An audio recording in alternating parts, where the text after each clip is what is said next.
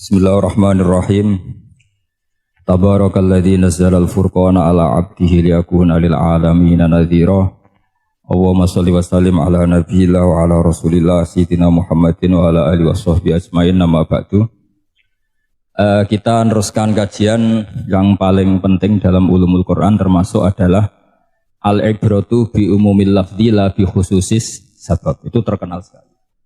Jadi Nabi karena seorang manusia, apapun hebatnya Nabi ini seorang manusia, tentu kalau ngandani cara Jawa atau menghitobi, pasti ngendikan sama yang di depannya. Tapi bukan berarti hukum ini khusus pada yang di depannya, tapi menjadi umum. Kenapa menjadi umum? Ya karena kebaikan itu boleh dilakukan oleh siapa saja. Misalnya Rasulullah ngendikan sama Mu'ad, ya Mu'ad inni uhibbuka. Fala tada'anna dubura kulli sholatin wa fi riwayatin faqul fi duburi kulli sholatin Allahumma a'inni ala zikrika wa syukrika wa husni ibadatik. Itu jelas kalimatnya Nabi, ya Mu'ad, saya mencintai kamu, maka jangan pernah engkau tinggalkan setelah sholat kamu membaca Allahumma a'inni ala zikrika wa syukrika wa husni ibadatik. Ya Allah, tolonglah kami supaya selalu mengingat Engkau ala zikrika dan mensyukuri nikmat Engkau, dan tolong kami selalu beribadah kepada Engkau. Lalu kalau melihat asbabil wurud, kalau dalam ilmu hadis biasanya disebut asbabil wurud, kalau dalam ilmu Quran disebut asbabin nuzul, tentu yang didhawuhi itu ya Mu'ad. Tapi Anda tidak boleh begini, saya tidak wiridan itu, yang disuruh Nabi kan Mu'ad, saya kan tidak Mu'ad. Itu tidak boleh seperti itu. Makanya kita tidak boleh terlalu tekstual karena tadi resikonya Anda tidak mengikuti kaidah al-ibratu bi umumil lafzi la bi khususi sabab. Sebab itu saya tadi di kantor rektorat ya Pak Ondas ya, bilang nanti untuk kajian yang di kantor rektorat pakai kitab Syajaratul Ma'arif, karena kitab itu juga yang sekarang dalam proses penerjemahan saya dengan Pak Quraisyab di PSG, yang di sini pakai kitab Itqon. Nanti mulai bulan depan, karena saya dipaksa untuk meneruskan. Ini sudah kayak Tuhan saja maksa-maksa. Itu pakai kitab Itqon. Nanti babnya tak kasih yang mendesak untuk diketahui. Termasuk apa? Al-ibratu bi umumil lafzi la bi khususis sabab. Sehingga di Quran misalnya begini, ada cerita begini. Nabi Isa itu bilang begini, saya ini siapa? Saya ini adalah orang, kata Nabi Isa, wa ja'alani mubarakan aynama kuntu. Saya adalah orang yang di mana-mana itu memberi berkah, memberi manfaat kepada siapa saja. Itu jelas tentang Nabi Isa. Tapi oleh ulama dikasih judul yang umum. Babu nafil ibad bikullil bilad. Bab bahwa seseorang harus bermanfaat hidup di mana saja, kapan saja. Meskipun itu Allah cerita tentang Nabi Isa. Tidak bisa kamu bilang itu kan Isa, saya kan tidak Isa. Tidak bisa seperti itu. Isa adalah ibaratun an ahlil khairi. Isa adalah figur orang baik. Tentu yang dilakukan baik. Tentu kebaikan boleh ditiru siapa saja. Jadi sehingga nanti pada akhirnya nama-nama yang disebut Allah di Quran itu kalau nama orang baik tentu kita boleh ikut. Paham ya? Kalau nama orang buruk tentu kita tidak boleh ikut. Ya gitu aturannya. Sehingga tadi ada al-ibratu bi umumil lafzi la bi khususi sabab. Jadi yang jadi pegangan adalah standar kalimat umum dengan pemaknaan yang ditentukan ulama. La bi khususi sabab, tidak terkait sebab itu. Misalnya yang paling masyhur tentu dalam hadis Madinah itu kira-kira kan utaranya Mekah ya, kira-kira ya. Utaranya Mekah apa selatannya? Utaranya kayaknya, utaranya. Dulu penduduk Madinah itu kalau bikin kloset itu, pokoknya kalau qada'ul hajat itu menghadap ke utara atau selatan. Terus kata Rasulullah, kalau kamu sedang qada'il hajat, sedang buang kotoran itu jangan menghadap Ka'bah, juga jangan membelakangi Ka'bah. Itu Nabi redaksinya unik, walakin syarriku au gharibu. Tetapi kamu menghadap barat atau menghadap timur. Itu semua riwayat walakin syarriku au gharibu, tapi kamu menghadap barat atau timur. Nah, artinya apa? Kata syariku al-gharibu adalah binisbat di ahli Madinah. Karena orang Madinah posisinya di utara Mekah. Sehingga kalau menghadap utara atau selatan berarti menghadap Ka'bah atau membelakangi Ka'bah. Dan itu tidak boleh dalam proses qada'il hajat, masbuk kotoran. Terus Nabi memerintahkan menghadaplah ke barat atau ke timur. Nah, al-ibratu bi'umil lafzi la bi khususi sabab juga direvisi oleh ulama begini, kecuali sebab itu ada ilat. Maka kalau demikian yang dimenangkan ilatnya bukan teknya. Saya ulang lagi, yang dimenangkan ilatnya bukan teknya. Kayak tadi, di hadis itu kan Nabi ngintikan apa? Tetapi menghadaplah barat atau menghadap ke timur. Tentu orang Indonesia malah kalau itu kebalikannya. Orang Indonesia kalau ke barat atau ke timur kan malah menghadap Ka'bah atau membelakangi Ka'bah. Di sini pentingnya ijtihad. Dan ijtihad ini lazim, bukan harus Imam Syafi'i atau Imam Malik. Semua orang normal pasti tahu proporsi kalimat tadi. Karena ada aturan al-hukmu yaduru ma'ilatihi wujudan wa adaman. Gitu seterusnya. Ini penting saya utarakan. Sehingga ketika Rasulullah sedekah dengan dinar dikasihkan fakir miskin atau dirham dikasihkan fakir miskin, pikirannya ulama adalah sedekah dengan mata uang yang berlaku saat itu. Tidak selalu ditetapkan dinar atau dirham. Begitu juga ketika Rasulullah dulu zakat fitrah pakai susu kering atau pakai kurma atau pakai gandum. Ulama semua bilang yang penting kuti ahlil balad. Yang penting makanan pokok di negara itu. Dalam konteks Indonesia tentu apa? Beras. Ini penting saya utarakan karena tanpa mengkaji ulumul Quran seperti ini, dan kita insya Allah bulan depan saya langsung bawa kitab Itkon. Di situ ada beberapa contoh. Harus seperti itu. Karena kalau tidak terikat sebab, itu nanti takutnya ayat umum menjadi liar. Misalnya begini, pernah ada aliran sesat dulu. Kebetulan di Jogja itu saya lihat di TV itu. Entah salah kiainya, entah salah dosennya, entah salah siapa. Atau salah orangnya agak stres, tidak tahu saya. Semoga salah orangnya. Itu sholat menghadap ke 4 arah. Alasannya Allah nggak ada di mana-mana, ya sudah di barat. Rakaat kedua ke utara, rakaat ketiga ke timur, rakaat keempat ke selatan. Ya, itu uniknya itu ngawurnya lah, bukan uniknya. Ngawurnya itu dalil fa'ina matuwallu fasamma wajhuwa. Kamu hadap kemana saja di sana ada ridho Allah. Sehingga semua ulama ketika bikin kaidah al-ibratu bi'umil lafzi la bi khususi sabab selalu menyertakan kecuali khususi sabab ini ada illatul hukmi. Maka itu enggak jadi. Kayak ayat tadi, kalau kamu pakai umumnya lafaz itu kan boleh sholat menghadap mana saja. Nah makanya Imam Syafi'i ketika ditanya, lalu ayat ini proporsinya gimana? Kata beliau, fis safar, orang yang sedang di pesawat, mau sholat, tentu masuknya fasamma wajibah. Jadi dalam kondisi bepergian, yang kita ingin sholat, maka pakainya ayat seperti itu. Tapi kalau kondisi nomor, fawal liwajaka syatral masjidil haram. Jadi makanya ini penting ngaji ulumul Quran. Kita tidak bisa hanya megang terjemah atau megang apa, kemudian kita fatwa atas nama Quran dan hadis. Sehingga dulu syaratnya memang ketat, harus hafal Quran, hafal hadis, menguasai usul fikih, menguasai macam-macam. Karena tanpa itu memang tidak bisa. Sampai Ibnu Abbas ngendikan, kamu jangan pernah fatwa pakai Quran. Fa inna lahu wujuhan katsirah, karena Quran punya sisi yang banyak. Walakin hajuhum bisunnah. Kalau kamu adu hujjah, pakailah sunnah Rasulullah SAW, karena di situ penjelasan Quran. Misalnya tadi Rasulullah ketika kondisi normal pasti sholat menghadap Ka'bah.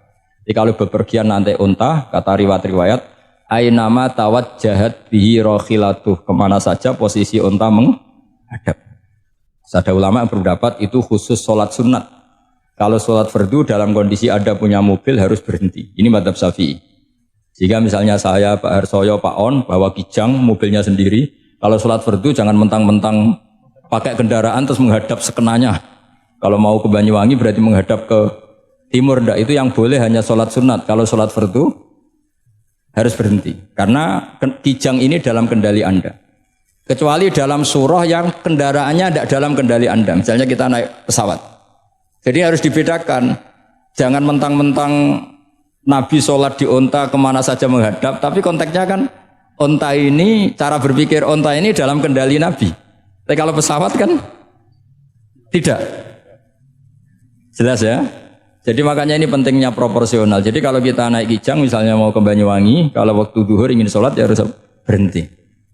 Karena yang aina matawajjahat bihi rakhilatuh, kemana saja kendaraan membawa kita itu dalam konteks sholat apa? Sunnah.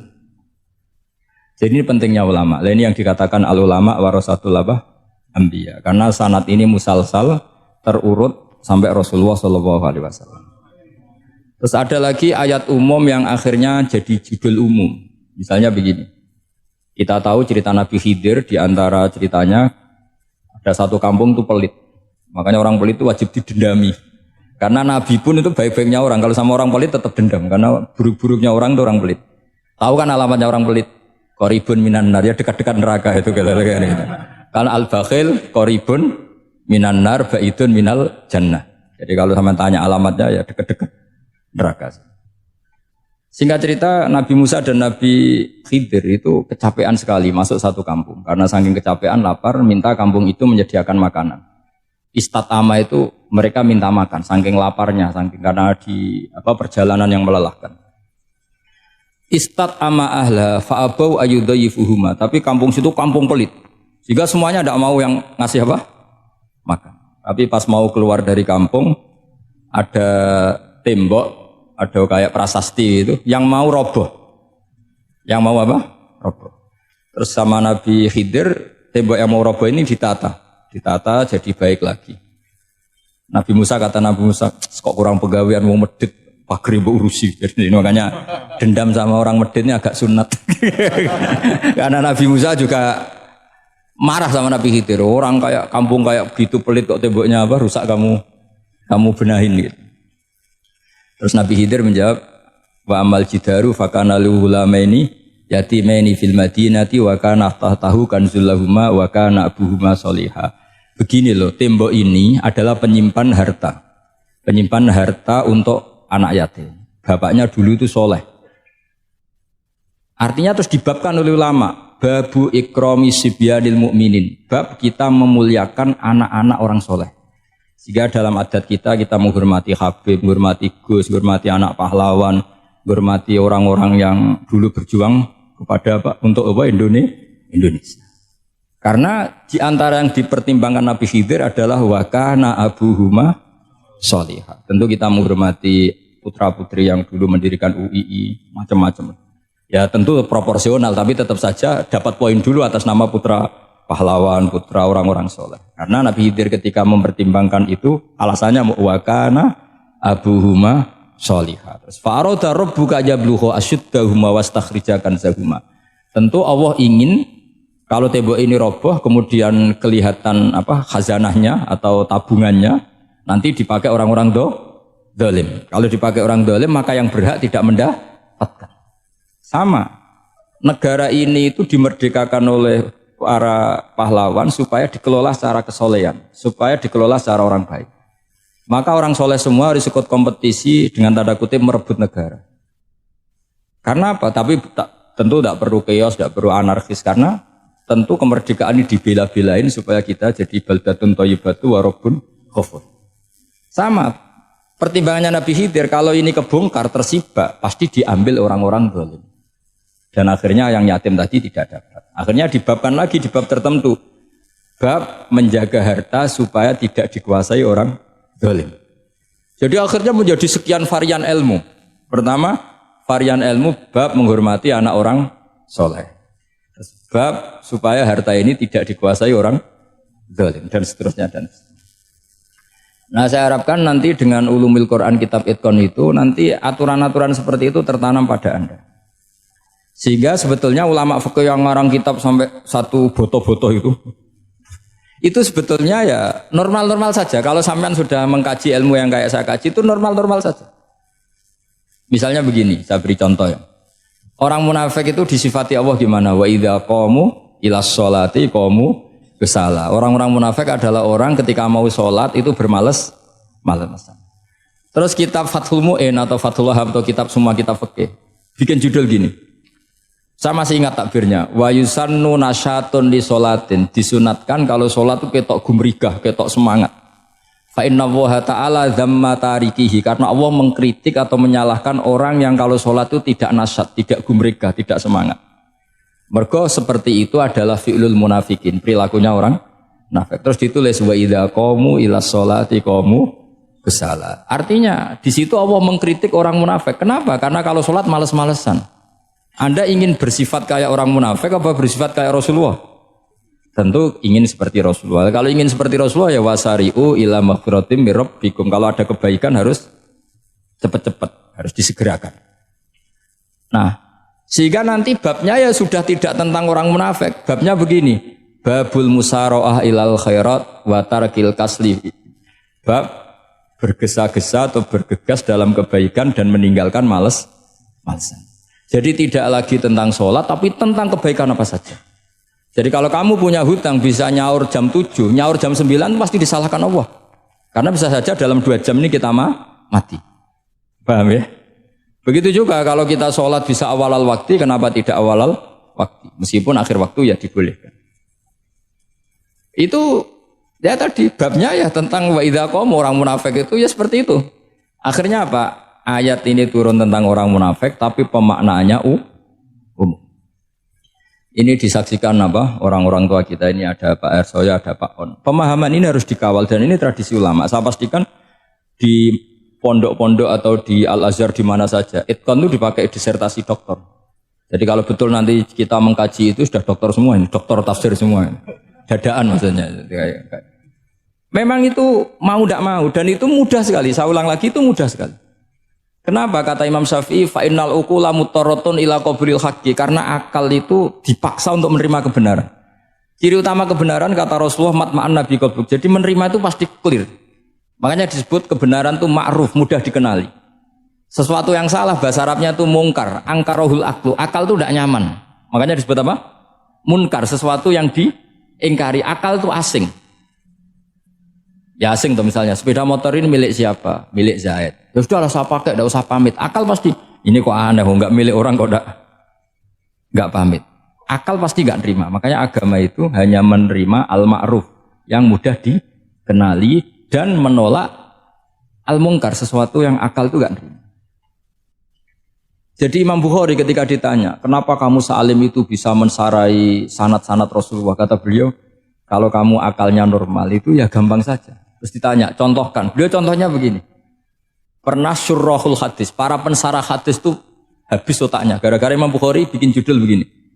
Babu sihhati tolakil akhros. Ingat-ingat ya. Babu sihhati tolakil akhros. Bab sahnya tolaknya orang bisu. Orang bisu itu orang nggak bisa ngomong tuh kalau bahasa Jogja itu. Bisu ya? Bisu. Bisu itu cerita bab sah tolaknya orang akhros. Ternyata apa? Sekian riwayat yang dipakai itu begini. Ana wa kafilul yatim kahataini fil jannah. Nabi pernah ngintikan apa? Saya dan yang merawat anak yatim kahataini fil jannah. Wa asyara bi musabbihatihi wal wusta. Pokoknya Nabi ngintikan begini. Paham ya? Maksudnya apa? Betapa yang merawat anak yatim itu sangat dekat dengan apa? Dekat dengan Nabi di apa? Surga. Terus hadisnya berikutnya asyahru hakada pakai tangan 10, ahakada wa hakada wa hakada berarti 30. Asyahru hakada wa hakada wa hakada berarti berapa? 29. Terus berikutnya hadis Aisyah sholat lama terus ditanya orang di tengah-tengah sholat. Aisyah kenapa sholat lama? Fa asyarat nahwas sama. Kemudian Aisyah memberi isyarah nahwas sama. Ternyata saat itu gerhana apa? Matahari. Itu surahul hadis bingung semua. Ini cerita tolaknya orang bisusah kok ngelantur kemana-mana. Ternyata maksudnya Bukhari begini, maksudnya Imam Bukhari. Penjelasan yang namanya tolak itu kan sihot. Ya sihot, tahu sihot, akad lah kalau dalam bahasa Jogja mungkin. Kalau kamu nikah kan angkah tuka wazawasuka terus bilang apa qabil tu nikahaha wa taswiyah. Terus kalau kamu menceraikan istri kamu bilang kamu saya ceraikan. Yang dikatakan sihot itu adalah ekspresi atau implementasi dari sesuatu. Misalnya kamu ingin tolak, bilang saja tolak. Kalau kamu ingin muji orang, bilang saja begini. Pasti itu maknanya muji. Kalau ingin menyemooh, bilang begini. Nah, artinya gini, kalimat itu bisa diganti isyarah. Saya ulang lagi, kalimat itu bisa diganti. Buktinya Nabi mengisyaratkan saya dekat, bilang begini. Paham ya? Aisyah bilang gerhana hanya bilang begini.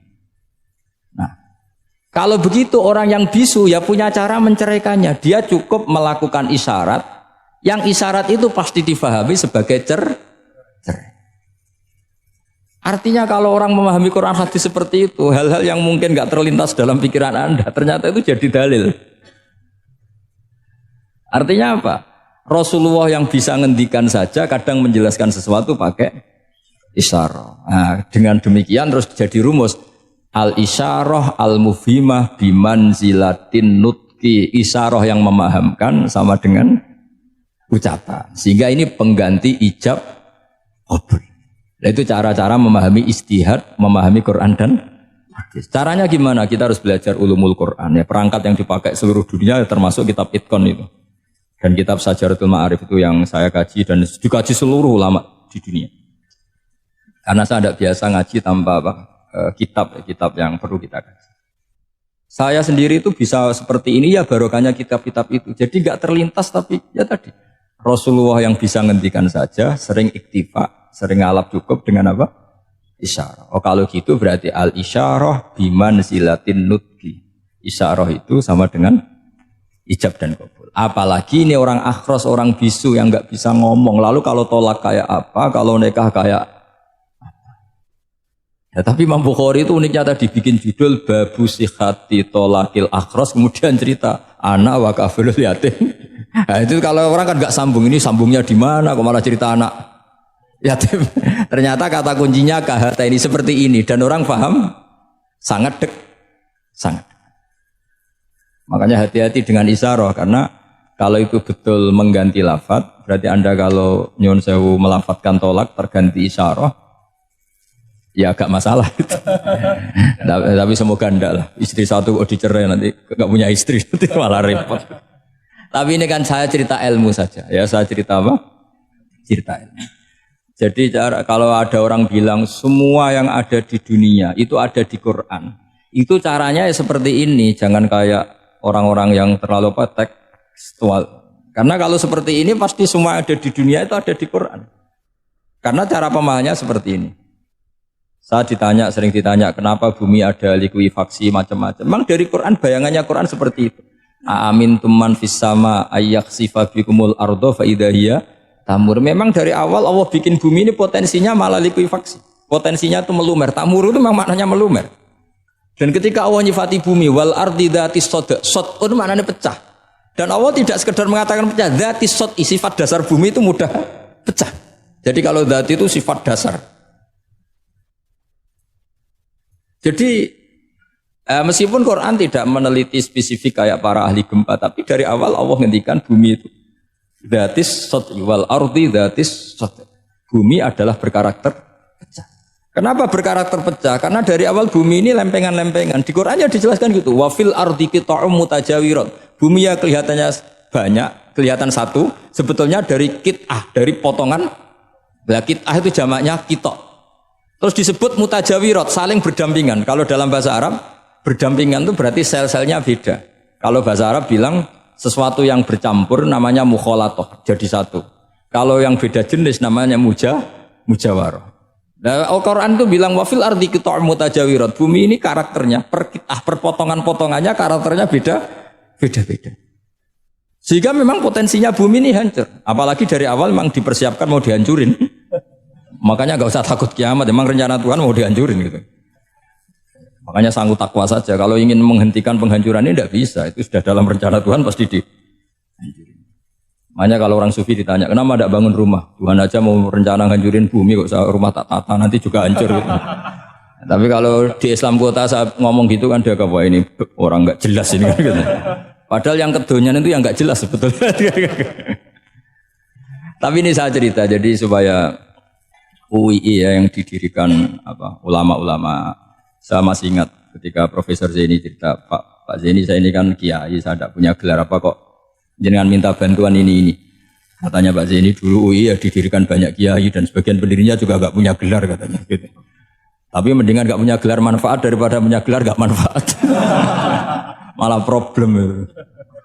Tapi ya gak masalah. Sudah ada manfaat gak punya gelar malah repot lagi. Sudah cara berpikir gitu saja sudah. Pokoknya sementing semuanya baik apa saja. Jadi nanti setelah sampean mengkaji ulumul Quran ya tadi seperti yang dikatakan Imam Syafi'i itu gampang sekali. Kenapa gampang? Karena fa'innal uqula muttarratun ila qabulil haq. Akal ini pasti dipaksa untuk menerima kebenaran.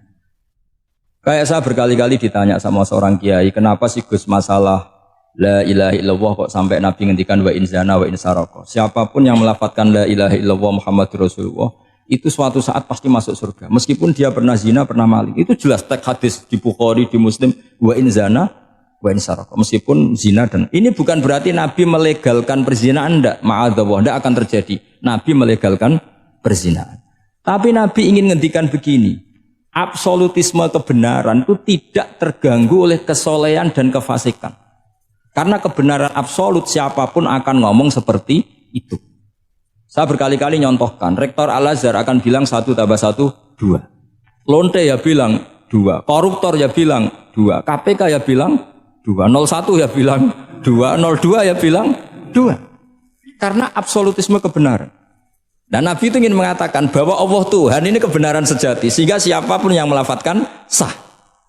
Jika orang yang kafir 70 tahun sekali melafadzkan syahadat, sah. Tidak usah begini. Pak kafir, soleh dulu ya beberapa tahun gitu. Baru Anda sah melafadzkan kalimat la ilaha. Tidak ada seperti itu. Semua ulama ijma. Orang kafir 70 tahun melafadzkan la ilaha illallah sekali, langsung menjadi Muslim. Kenapa sah? Kebenaran absolut tidak bersyarat kesolehan maupun kefasikan. Ya kata tadi, orang bilang 1 tambah 1 harus profesor apa anak TK boleh? Jangan mentang-mentang profesor, doktor, rektor, UGM atau UI. Tadi anak kecil bilang berapa? 1 tambah 1, 2. Sudah aku tak bilang 4. Tidak bisa. Kebenaran absolut itu orang akan sepakat. Nah, Quran itu termasuk kebenarannya absolut. Maka harusnya siapapun bisa memahami Quran. Termasuk orang yang sebelum Islam. Sekarang saya tanya ke sampean, ketika Umar masuk Islam karena dengar Quran, itu dulu dengarnya apa dulu Islamnya? Dulu dengarnya, dan dia paham. Wa ma huwa min kalamil basar, ini tidak mungkin omongan manusia seindah ini. Karena mudah difahami Quran. Nah sekarang enggak, karena ada sistem akademik. Itu terus orang macam-macam urutannya itu. Jadi repot sekarang. Kalau kata tafsir At-Tabari lebih ekstrim lagi. Itla yuqalu masalan ifham bima la aklalak. Jadi orang-orang kafir ini kan, orang-orang kafir Mekah ini kan Rasulullah jadi nabi ini kan semua orang masih kafir. Enggak ada mahasiswa UI, enggak ada orang NU, enggak ada orang Muhammadiyah. Semuanya orang kafir, semuanya masih kafir. Terus Nabi membawa Quran, maka khitab pertama itu bukan ya ayuhan nahdiyun, ya ayuhal muhammadiyun. Khitab pertama kul ya ayuhal kafirun, karena pendengarnya semuanya kafir. Dan itu mereka paham. Tapi nanti soal hidayat nomor 2, tapi mereka itu yang jelas paham. Sehingga banyak orang kafir yang menjadi muslim karena mendengar Al-Quran.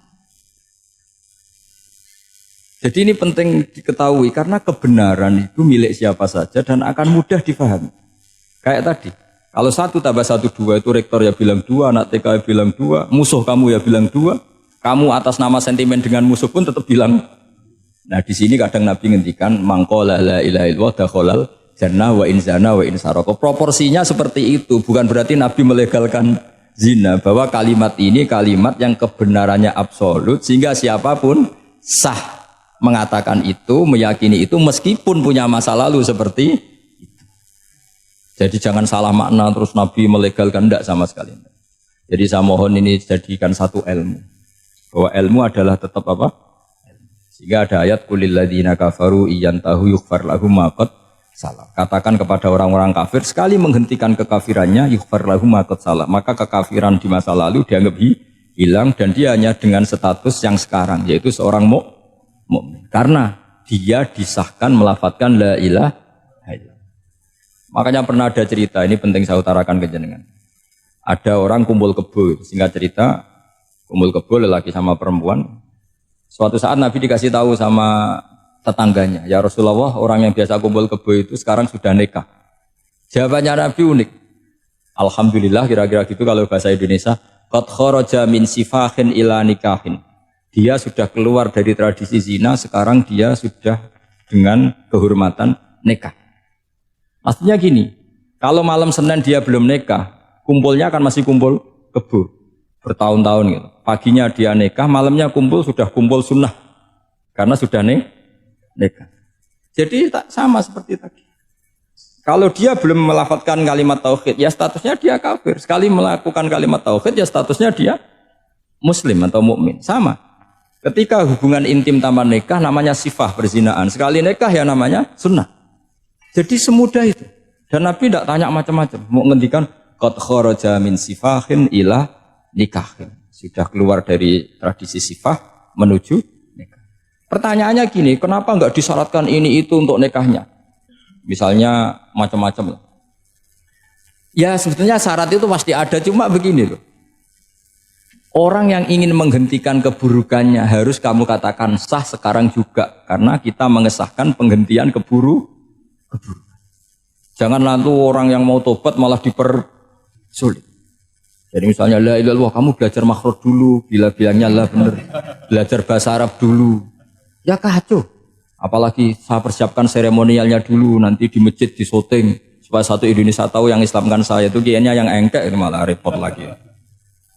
Ini penting saya utarakan supaya clear. Jadi saya ulang lagi, al-ibratu bi umumil lafzi la bi khusus sabab.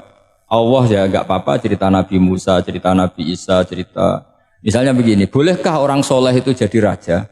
Jawabannya harus bilang boleh, karena Allah pernah menfigurkan tokoh soleh yang bernama Sulaiman dan Daud, dan beliau adalah raja. Ketika Imam Syafi'i ditanya, bolehkah orang Islam tidak kawin? Ya asal dia ada zina ya boleh, karena Allah menyebut hamba yang soleh dan sebagian mereka tidak nikah, yaitu Nabi Yahya dan Nabi Isa. Itu wasayyida wa hasura wa nabiyya minas sholihin.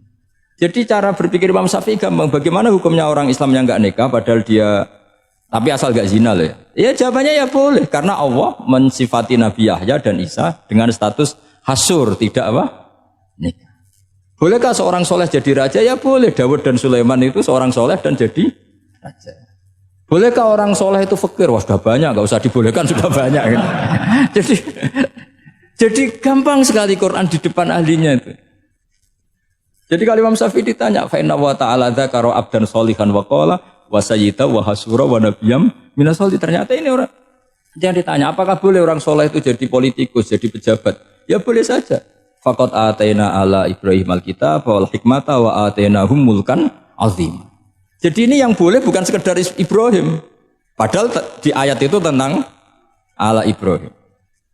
Cara berpikir ya tadi, ternyata kesalehan tidak mengganggu jabatan. Ya tentu ya maksudnya untuk kesalehan juga. Jika agama ini gampang. Makanya kalau ada yang tanya bagaimana perempuan punya aktivitas, ya jawabannya asal kebenaran ya boleh. Allah cerita Bilqis dan itu raja perempuan. Di hadis banyak kecakapan Aisyah memimpin, macam-macam. Jadi gampang saja.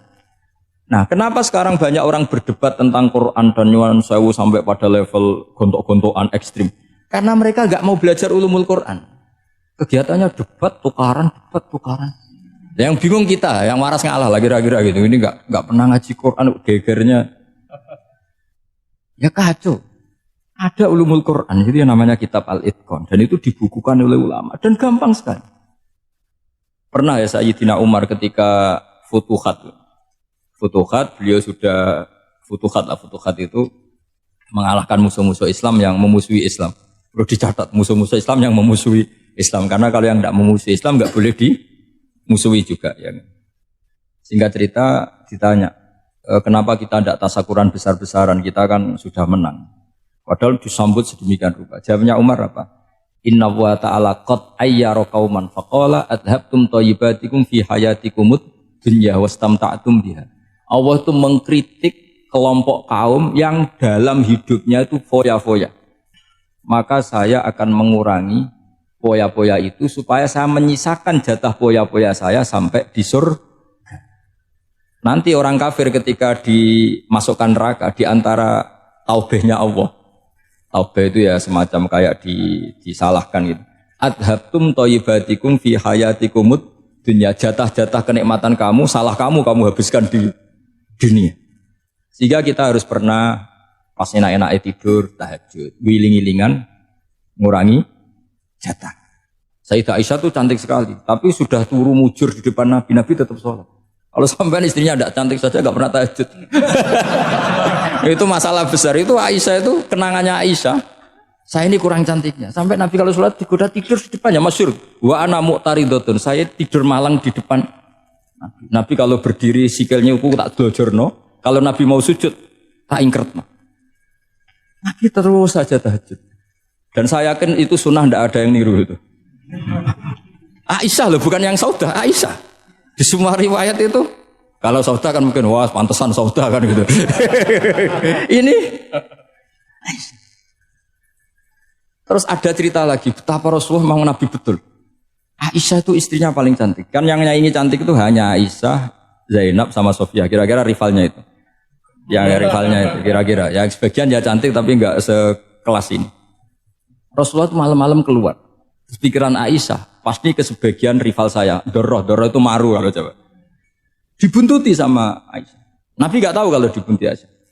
Ini hadis riwayat doa masuk kuburan. Maka, jadi hadis itu ya unik. Kalau enggak di tangan ulama itu jadi kacau. Babu doa li ahlil kubur. Bab mendoakan ahli kubur itu babnya itu tentang cemburu. Walhasil karena Nabi keluar, wah ini mesti enggak benar ini. Paling ke Sofia atau ke ya pokoknya Zainab, pokoknya yang cantik-cantik.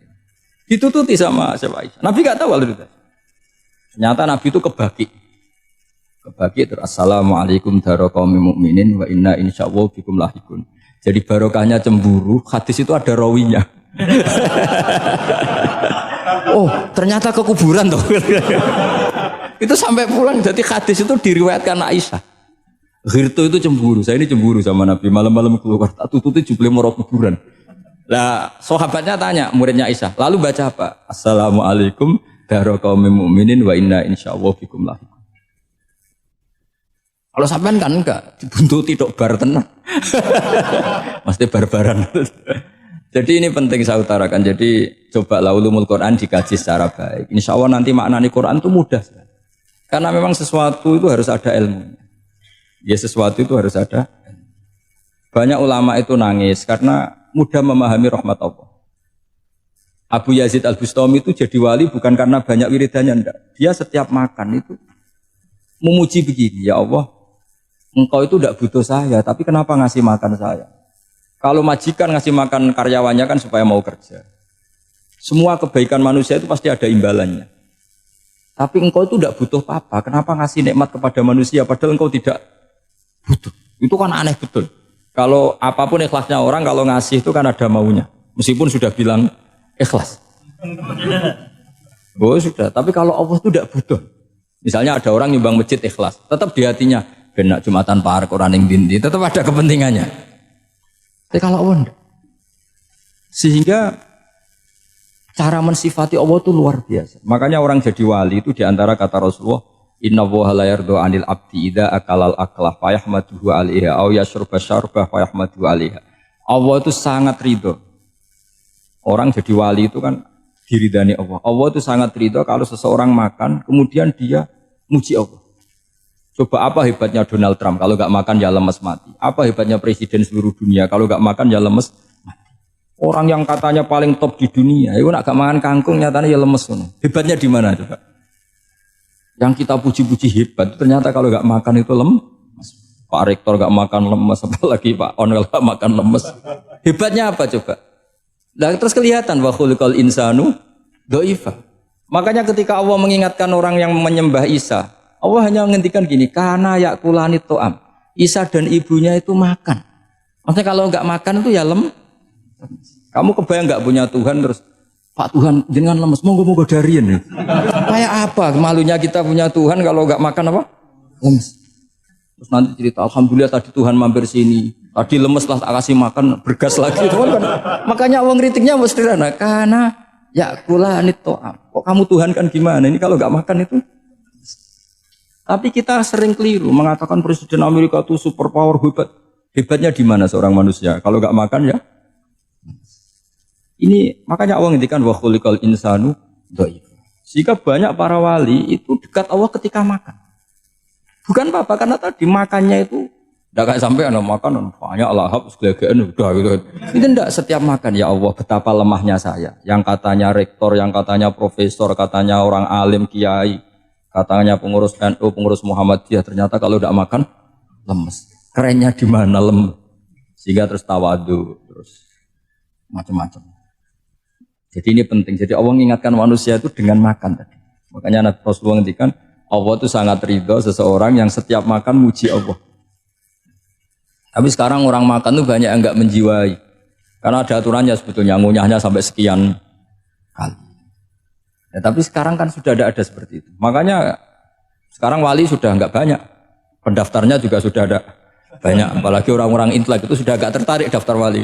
Memangnya kalau sudah jadi wali dapat uang, malah repot lagi kalau seperti itu. Tapi ini saya cerita orisinilnya ilmu Quran. Ketika Allah mengkritik Isa itu hanya, ketika dituhankan maksudnya, itu hanya dengan kalimat kana yakulan itu Isa dan ibunya sama-sama makan. Dan ketika Allah memuja Rasulullah SAW dan para nabi, itu pujaannya itu aneh.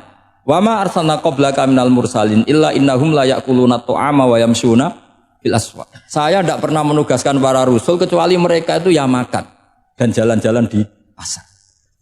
Saya sampai sekarang hampir tiap minggu itu jalan-jalan ke pasar sama anak. Meskipun saya di Rembang Teluk Gede itu tetap biasa jalan-jalan ke pasar. Karena apa? Kata Rasulullah Muhammad, Isa itu sampai dituhankan itu gara-gara jarang makan. Terus orang memitoskan macam-macam. Rasulullah itu kalau makan itu di depan umum, sering di luar rumah. Supaya kelihatan kalau beliau itu manusia. Jadi makannya Nabi adalah nafyun li uluhiyati. Perlu dicatat Nabi Muhammad jadi Nabi setelah dengan tanda kutip tragedi Isa dituhankan. Karena Rasulullah jadi Nabi setelah tragedi Isa dituhankan, maka sisi manusianya itu diperlihatkan. Sampai kalau makan tuh di depan umum. Tapi enggak marung di KFC, enggak ada dari wajah itu. Di depan umum. Nah, karena kepentingannya itu sehingga makannya Nabi ini ibadah yang luar biasa karena menunjukkan sisi kemanusiaan yang akan aman, tidak akan dituhankan.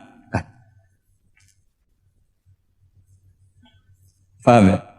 Sama seperti kita misalnya kiai atau pejabat, makan saja gak apa-apa. Tunjukkan kalau kita manusia, kalau gak makan lemes.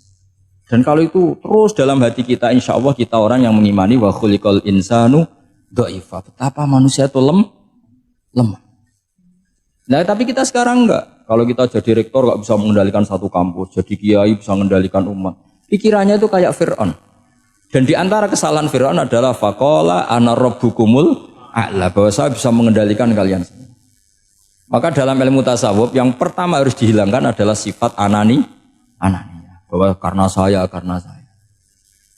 Tapi kalau orang mau jadi wali atau orang dekat Allah, kenapa saya sering menyebut kata wali? Sebenarnya khazanah wali itu ada di Quran, ala inna awliya Allahi la khaufun alaihim wa lahum yahzanun. Cuma orang kota senangnya bakas intelektual. Wong desa senani bakas wali. Akhirnya banyak orang yang enggak wali modus pura-pura wali terus nipu orang. Jadi sama-sama ada korban. Yang intelektual juga sama. Seakan-akan lebih intelek dibanding wali ini. Makanya saya supaya bahasa intelektual ya ada di Quran, maksudnya terjemahannya ada, bahasa wali juga apa? Dan kadang orang jadi wali itu melakukan hal-hal yang kecil. Itu merasa doif saat apa? Makan. Merasa doif saat makan. Karena tadi paling mudah menafikan ketuhanan seseorang adalah nyatanya kalau nggak makan lemes. Paling mudah mendoifkan manusia yang katanya presiden superpower pun kalau nggak makan lemes. Apa artinya kehebatan manusia yang sehatnya bergantung nasi satu mangkok? Kerennya di mana coba? Presiden kondang bisa pengaruh seluruh dunia, jajalnya gak mangan sedino, lemes. Berarti hadar rojul lelaki ini bergantung satu mangkok nasi. Hebatnya di mana coba? Makanya ada seorang raja angkuh datang ke seorang ulama. Saya raja bisa mengendalikan dunia. Kata ulama, tanya gini. Andaikan kamu tidak bisa minum, kemudian harus bisa minum kalau orang menukarkan kerajaan kamu. Kamu boleh minum asal kamu tidak jadi raja. Apa kamu kasihkan kerajaan kamu ketika kamu harus minum dengan cara seperti itu? Misalnya di tengah belantara, kalau di Arab kan sering ada apa? Sahara itu ada padang pasir. Terus kata raja itu, ya saya milih minum. Kalau saya tidak minum mati. Mendingan tidak punya kerajaan. La tafroh bimulkin la yusawi kak samain. Kamu jangan bangga dengan kerajaan yang nilainya tidak ada dengan segelas. Baru dia sadar ternyata. Jadi kamu jangan bangga dengan satu kerajaan yang bahkan akan kamu tukarkan dengan segelas. Artinya pertanyaannya gini, kerajaan yang kamu bisa mimpin ini ditumpang air apa ditopang keangkuhan Anda? Sebenarnya hanya ditopang air. Karena sekali Anda tidak minum, tidak bisa jadi raja, terus lemes, diobatno. Sama presiden juga gitu. Kalau nggak makan, nggak minum, terus sakit, stroke, nggak bisa jadi presiden. Artinya ternyata betapa manusia ini bergantung dengan suatu yang remeh, yaitu makan, minum, makan, minum. Nah di sini ini kenapa Quran menyebut para nabi itu apa? Illa innahum la ya'kuluna ta'ama wa yamsuna fil aswaq. Kalau kamu tidak memahami seperti ini kan terus kayak Quran kok ngomong hanya gini kok, kayaknya kelasnya kok nggak intelek gitu. Cara pandang nggak seperti itu, paham ya? Jadi supaya lebih memahami Quran dan kamu akan lebih tasdik kepada Quran sebagai kalamullah yang pegangan kita semua. Di antara aturan memahami Quran itu memahami apa yang disebut mafhum, apa yang disebut mantuk. Kira-kira kalau terjemahan Indonesia itu ada yang eksplisit, redaksi itu ada yang implisit. Kalau yang eksplisit itu mengganti kata mantuk. Memang dilafatkan seperti itu. Yang mafhum itu bisa diartikan kayak semacam kesimpulan tapi enggak mesti jadi pegangan. Makanya ini harus hati-hati kalau di bab mafhum. Misalnya gini contoh yang dipakai ulama, saya baca ya. Wal mafhum ma dalla alaihi lafdzu la fi mahallin nutqi. Yang dikatakan mafhum itu kesimpulan yang tidak didapatkan dari teks letterlek. Ya, tidak didapatkan dari teks letterlek. Misalnya begini. Ini diberi contoh misalnya innalladzina ya'kuluna amwalal yatama zulman innama ya'kuluna fi butunihim naro. Orang yang memakan hartanya anak yatim secara zalim, maka sama juga makan api neraka. Sekarang terus Anda berdalih, wong saya tidak makan, Gus mau gasap tok. Saya nyuri. Berarti kalau nyuri sepeda motornya cah yatim enggak apa-apa kan, enggak dimakan. Lah itu sarap itu. Maka cara maknanya gini, orang yang memakan harta anak yatim dalam kurung baca merusak, baca merugikan. Sehingga kata yakuluna amwalal yatama adalah ibaratun an aqallil ifsad. Makan itu kan sebanyak-banyaknya kan satu piring dua piring, itu saja haram. Apalagi mengambil mobilnya, mengambil tanahnya. Sehingga kata yakuluna diganti kata yufsiduna, yang merusak. Jadi itu namanya mafhum. Jadi mafhum itu, nah kadang mafhum itu aulawi itu lafadz yang disebut dengan mafhumnya itu maknanya ekstrim mafhumnya. Misalnya ada ayat fala taqul lahuma uffin, maka jangan pernah berkata pada orang tua kamu hus atau uff. Kamu gak bisa bilang gini, yang diharamkan itu mengatakan hus, kalau misoh kayaknya enggak gitu. Tidak bisa seperti itu.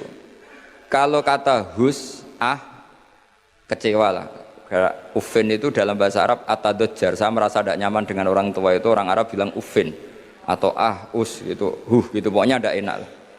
Kalau itu saja enggak boleh, maka bilang kakek aneh, jancuk lebih tidak boleh. Nah, kalau itu tidak boleh karena menyakitkan, ya, misalnya orang tua itu enggak boleh karena menyakitkan. Membiarkan orang tua sampai utang-utang tonggo, sampai pinjem-pinjem itu juga menyakitkan. Jadi kalau menyakitkan misoh itu karena kata-kata, menyakitkan ekonomi itu secara kejiwaan. Sehingga terus ulama mengatakan semua bentuk yang menerantarkan orang tua, maka hukumnya haram. Itu semuanya mafhum, difahami dari kata fala taqul lahuma uffin. Begitu seterusnya. Dan itu oleh ulama dibabkan bab mafhum dan mantuk. Ya saya baca ya beberapa teks aslinya. Fa in kana aula yusamma fahwal khitab kadilalati fala taqul lahuma uffin ala tahrimid dzurbi li annahu asyaddu. Wa in kana musawiyan sumyalah nal khitab ay maknahu kadilalati alladzina yaquluna amwalal yatama zulman ala tahrimil ikhraq. Kalau haram makan anak yatim secara zalim haram, maka membakar harta anak yatim juga haram. Li annahu musawin lil akli fil itlaf. Karena sama-sama merusak. Memakan harta anak yatim yang merusak harta itu, mencuri juga sama, membakar juga sama, menggasap juga sama. Nah pertanyaannya adalah hal dilalatu dzalika qiyasiyatun aw lafdhiyatun majaziyatun aw haqiqiyatun. Lalu lafat bisa dimaknani sejauh itu dilalahnya lafdhiyah apa hukmiyah apa qiyasiyah. Misalnya gini ya, ini mungkin mudah difahami ya. Saya misalnya punya satpam atau punya pembantu atau punya candalem, kalau dalam bahasa pesantren itu 3 misalnya.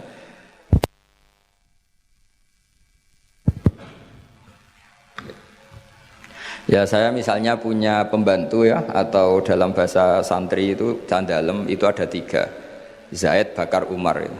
Ketika ada tamu, Pak On datang, beliau datang, saya bilang Bakar silahkan sini.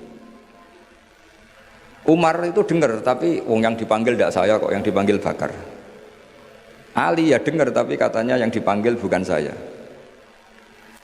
Tentu saya manggil Bakar itu karena spontan saya ingatnya itu Bakar sehingga manggil Bakar.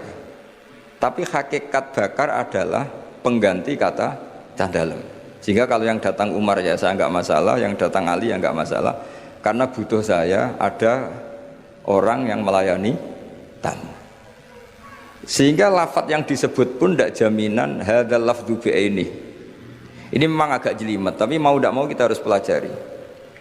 Sehingga dalam kitab-kitab ulumul Quran diterangkan wiridan-wiridan atau perintah yang diberikan Nabi kepada sahabat meskipun disebut namanya tetap itu untuk umum. Jadi misalnya Nabi berkata sama Mu'ad, karena kebetulan Mu'ad yang di depannya misalnya ya Mu'ad inni uhibbuka fakul dubura kulli sholatin Allahumma inni ala dzikrika wa syukrika wa husni ibadati. Kita tahu semua hadis menyebut ya Mu'ad, wahai Mu'ad. Kata Mu'ad ini mewakili semua umatnya Nabi harus terdidik kayak Mu'ad, meskipun yang disebut Nabi Mu'ad. Nah ketika kita baca wiridan itu karena kita mengkiaskan diri sama Mu'ad, menganalogikan diri dengan Mu'ad, sama-sama santrinya Kanjeng Nabi. Atau cara berpikir Nabi itu ingin mendidik semua umatnya, berhubung yang di depan Mu'ad maka Nabi menyebut Mu'ad, tapi bukan hakikatnya itu khusus untuk Mu'ad. Itu namanya mafhum. Jadi mafhum itu satu makna yang difahami meskipun itu tidak dilafatkan, tidak diucapkan. Ya begitu seterusnya. Ya saya teruskan supaya nanti makna Quran itu lebih itu. Ada ayat lagi, inja akum fasikum binaba'in fatabayyanu. Terus fadhkurwaha intal mas'aril haram. Di sini ada kata lagi fajliduhum samaninal jaldah.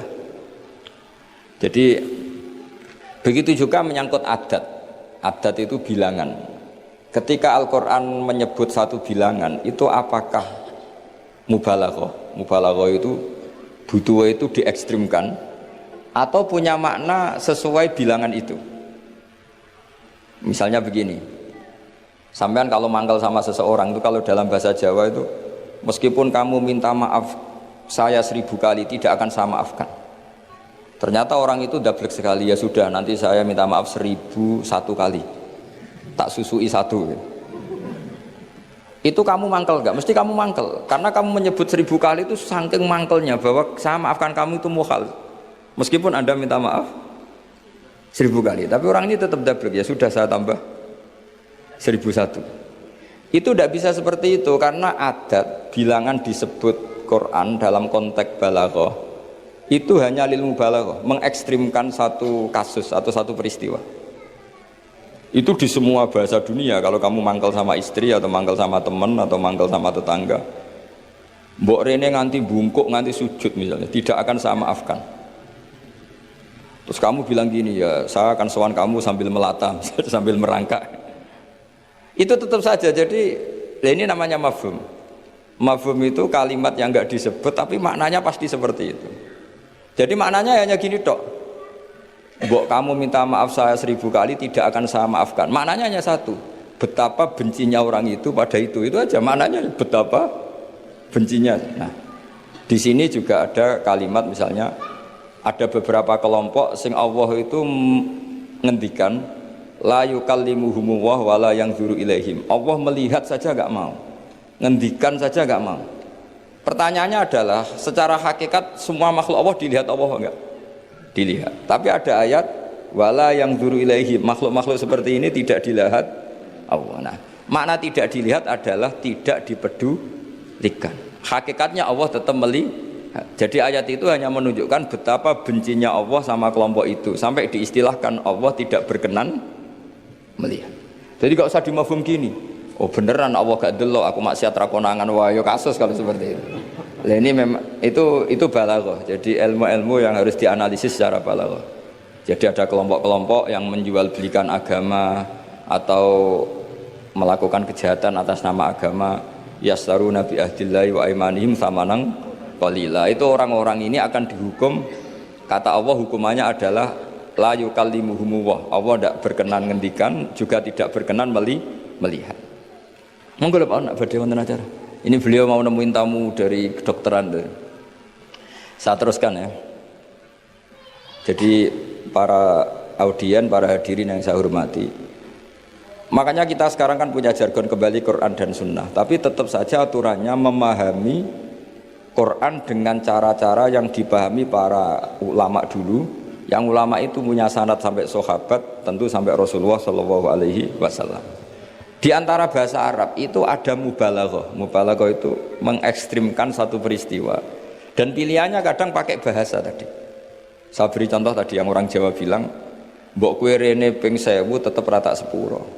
Kamu tidak bisa ngarang buku kalau 1000 tidak cukup, kalau 1001 pasti cukup. Memangnya ini KPU kalau 50 plus 1 terus menang? Tidak bisa seperti itu. Ya maknanya hanya ma'asyadda bughdahu, betapa bencinya orang itu, gitu aja. Allah tidak berkenan melihat orang yang menjual belikan agama. Wah malah penak Allah kalau nggak lihat kita enak. Tidak bisa seperti itu. Saking bencinya Allah sampai diistilahkan tidak berkenan melihat. Itu kan seperti kamu benci orang, wah nak roh kue mutah-mutah. Masa mutah-mutah betul kan? Saking nggak maunya melihat. Itu di bahasa Arab juga seperti itu. Ya, Sabri terus waktu lifa fil ikhtijat bihadhil mafahim ala aqwalin katsirah wal asofil jumlah annaha kullaha hujjatun bisyurutin minha alla yakunal mazkuru kharaja lil ghalib. Kemudian mafhum itu apakah bisa jadi argumentasi hukum? Jawabannya iya. Asal lafadz yang disebut yang eksplisit tadi disebut bukan karena ghalib. Ghalib itu gampangnya omong lah, ghalib itu umum. Misalnya begini, saya beri contoh yang ekstrim. Jong nak ono wong melarat sini hormati. Misalnya saya seorang kiai atau seorang dosen, kalau ada tamu miskin hormati.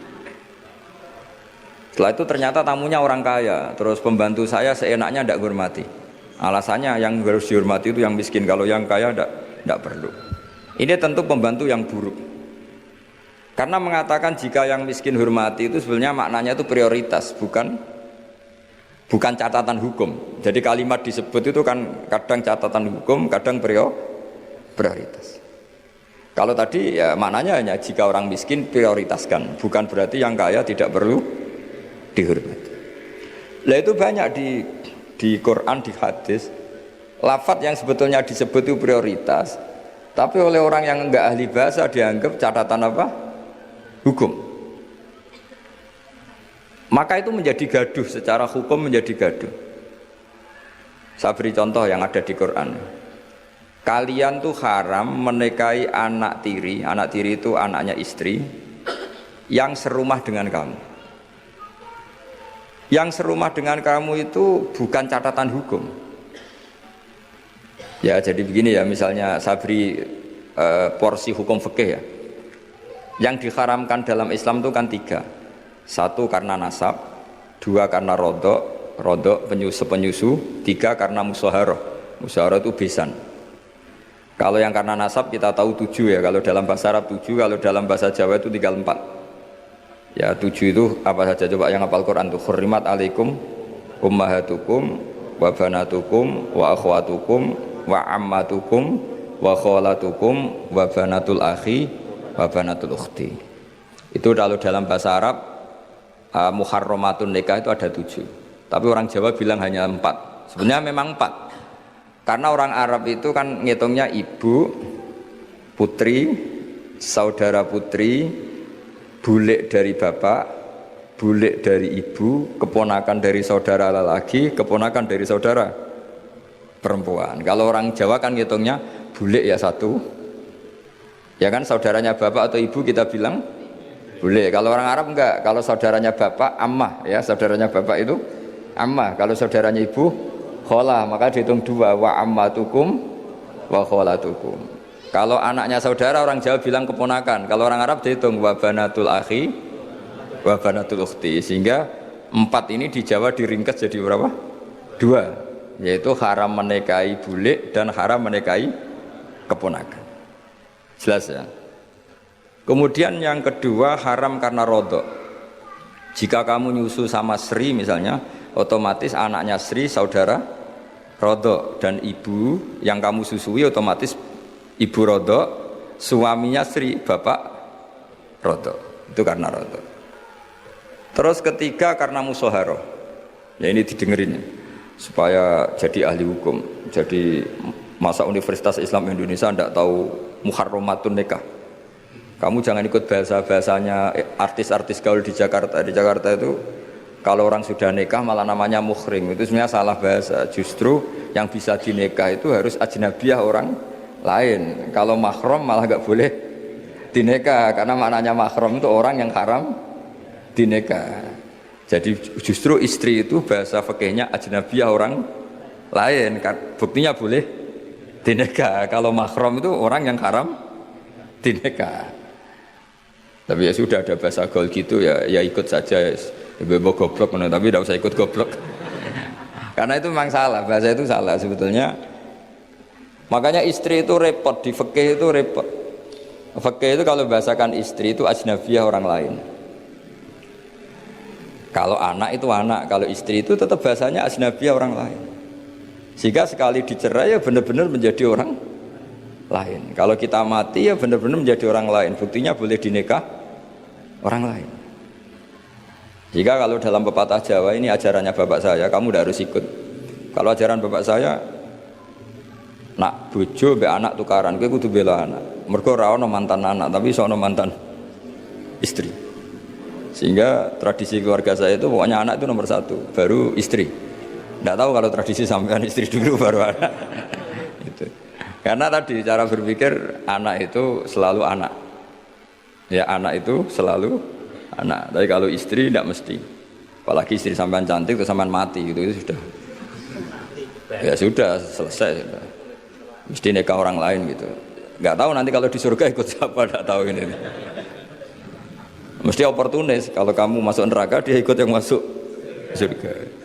Kalau masuk surga semua ikut yang kelas lebih tinggi. Saya teruskan ya. Terus haram ketiga itu karena musoharoh. Disebut wa akhwatukum wa ummahatukum lati arda'nakum wa akhwatukum narada. Terus wa ummahatu nisaikum apa? Wa ummahatu nisaikum. Ibu dari istri kamu. Apa kalau orang sini bilang? Mertua ya. Nah, mertua dengan mantu itu hubungannya 2. Seorang lagi ya. Mertua sama mantu itu hubungannya 2. Ya, seorang lagi. Misalnya kamu nikahi Sri. Berarti ibunya Sri sebagai apa? Mertua. Itu menjadi mertua itu bimujarrodil akdi. Sekedar akad kamu bilang qabil tu nikahaha wa taswija bil mahrin madkur, itu langsung jadi mertua. Ya, langsung jadi mertua. Tapi kalau hubungan ibu dengan anak, misalnya kamu nikahi janda punya anak cantik sudah perawan. Terus setelah kamu nikah dengan janda ini akad, itu belum menjadi anak tiri. Menjadi anak tiri betul itu setelah kamu hubungan suami istri dengan ibunya. Saya ulang lagi ya. Jadi kalau menjadi mertua itu cukup akad. Tapi anak tiri menjadi anak tiri kamu yang haram dinikah itu nunggu hubungan suami istri sama ibunya. Sebab itu agak rumit Bang di fikih. Kenapa demikian? Karena ya memang aturannya gitu. Makanya disebut waroba ibukumul lati fi hujurikum min nisaikumul lati dakhaltum bihin fa illam takunu dakhaltum bihinna fala junaha alaikum. Jadi kalau hubungan apa batunya? Ya, hubungan menantu sama siapa? Mertua itu hanya dimulai akad. Jadi setelah akad sampean salaman apa ini sudah menjadi mahram dan selamanya haram dinikah karena sudah menjadi apa? Mertua kamu. Tapi kalau orang yang kamu nikah itu punya anak putri itu menjadi anak tiri yang benar-benar berstatus anak tiri setelah hubungan sama istri. Ya ini jelas ya. Makanya disebut seperti itu. Tapi di situ ada catatan waroba ibu kumulati fi hujurikum, anak tiri yang serumah. Yaitu semua ulama ngendikan kata fi hujurikum yang serumah itu diabaikan. Jadi tidak bisa misalnya gini, kamu nikahi istri di Jogja, punya anak tiri di Jakarta, berarti halal karena tidak serumah. Wah itu sesat dan menyesatkan ya. Karena ada aturannya, fi hujurikum itu kalimat yang disebut Allah itu normatif. Normatif artinya umumnya anak itu, anak tiri itu serumah, tapi bukan sebagai catatan hukum. Dan itu banyak sekali lafaz-lafaz yang disebut Allah atau disebut Rasulullah bukan sebagai catatan hukum, tapi normatif. Itu kan seperti gini. Jong, bukti kamu hormat tamu. Kalau ada tamu itu suguhi teh. Kalau ada tamu itu suguhi kopi. Itu normatif. Bukan berarti yang tidak nyuguhi kopi itu tidak menghormati tamu, tidak bisa seperti itu. Kalau tamunya darah tinggi, kan malah mati. Nah, ulama itu berkompeten, sangat kompeten sekali memahami Quran. Mana lafaz yang disebut Allah itu normatif, mana yang disebut Allah itu sebagai catatan hukum. Kalau fi hujurikum menjadi catatan hukum, maka maknanya begini, haram menikahi anak tiri yang serumah. Waroba ibukumul lati fi hujurikum. Mafhumnya kalau tidak serumah boleh, wayo kacau. Ibunya kamu embat, anaknya kamu embat hanya karena beda. Itu sesat dan menyesatkan. Makanya bahaya sekali nafsirkan Quran tanpa ilmu. Sampai ada ancaman man fassarul Quran bi ra'yihi falyatabawa maq'adahu minan nar. Orang menafsirkan Quran dengan semaunya sendiri maka sama juga pesan satu tiket di neraka. Jadi sampean sama saya itu potensi masuk neraka saya sebetulnya. Karena saya nekuni tafsir. Itu bahaya sekali. Sebab itu saya tradisikan kalau ngaji itu pakai kitab supaya sanadnya muttasil sampai Rasulullah SAW. Enggak boleh mengajarkan Quran terjun bebas menurut saya. Memangnya agama menurut kamu enak aja. Enggak boleh agama kok menurut saya. Agama yang menurut Allah dan Rasul. Enggak boleh menurut saya. Kalau menurut saya berarti agama macam-macam karena setiap orang menurut masing-masing. Ya, saya teruskan ya. Jadi di antara dengan tanda kutip jebakan-jebakan lafaz adalah kita tidak pernah tahu lafaz itu disebut itu karena apa. Karena mewakili kelompoknya seperti tadi. Saya punya tamu terus manggil sekenanya. Wahai Bakar sini. Kira-kira yang datang Umar tetap saya seneng enggak seneng? Butuhnya ada orang yang hormat tamu. Yang datang Ali ya saya seneng, yang datang Zaid yang seneng, yang datang siapa saja seneng. Itu kan ibarat kamu orang kaya kemalingan, satpam yang paling kamu ingat itu misalnya Hutomo sini. Di situ banyak satpam yang namanya enggak Hutomo terus enggak ke kamu. Kira-kira kamu bilang satpam ini goblok enggak kira-kira? Dengan dalih saya ada dipanggil. Karena makna menyebut kalimat tadi sekenanya. Nyebut Hutomo itu mewakili semua security. Cuma kebetulan yang kamu ingat Hutomo. Itu memang agak jelimet ulumul Quran, tapi masuk akal, semuanya setelah dijelaskan masuk akal. Ketika yang datang siapa saja kamu tetap matur nuwun karena ada yang menolong. Nah, lafadz di Quran ya seperti itu. Kadang lafadz itu pengganti sejenis. Napa pengganti? Misalnya yang masyhur dalam mazhab kita. Rasulullah itu mengeluarkan zakat fitrah so'an min tamrin au so'an min akidin. Rasulullah mengeluarkan zakat fitrah dari kurma. Imam Syafi'i tidak maknani kurma tapi dimaknani kuti ahli baladi, makanan pokok yang sesuai negara masing-masing. Sehingga kalau orang Jawa ya pakainya beras. Meskipun di hadis disebutkan tamar. Sama seperti Nabi ngendikan gini, tasaddaku walau bisik tamrotin, sedekahlah meskipun dengan separuh kurma. Kira-kira orang miskin Indonesia kamu kasih separuh kurma itu dianggap ngenyak apa enggak? Ya maksudnya separuh kurma itu kalau kita ya mungkin setengah kilo atau telur setengah kilo. Atau kata separuh secuil itu maknanya kit'ah yasiroh. Saking sedikitnya diistilahkan secuil, tapi bukan berarti cuilan betul. Nah kalau ingin persis hadis tadi ya satu kurma kamu cuil terus kamu kasihkan. Kira-kira dianggap ngenyak apa dianggap sedekah. Nah sama misalnya Rasulullah ngendikan, semoga Allah memberi berkah orang yang ketika 10 Muharram mengusap anak yatim. Itu yang penting ngusapnya apa sedekahnya? Terus kamu orang yatim kamu kumpulkan, kamu usap semua kepalanya. Itu kira-kira itu dianggap apa coba? Wis medit di dalil kan. Nak nuruti teks hadis itu ya memang ngusap kepala. Tapi semua sepakat maknanya ngusap itu ibaratun anis syafaqah. Bentuk kasih sayang. Dan kasih sayang itu paling praktis ya ngasih uang atau ngasih sesuatu yang manfaat untuk anak yatim itu. Lah nak ngusap tok diceluk waduh-waduh dibeli ana parade ngusap anak yatim. Lah itu ya termasuk di ulumul Quran diikutkan bab mafhum dan mantuk. Jadi memang susah. Jadi ahli Quran itu susah. Oh ini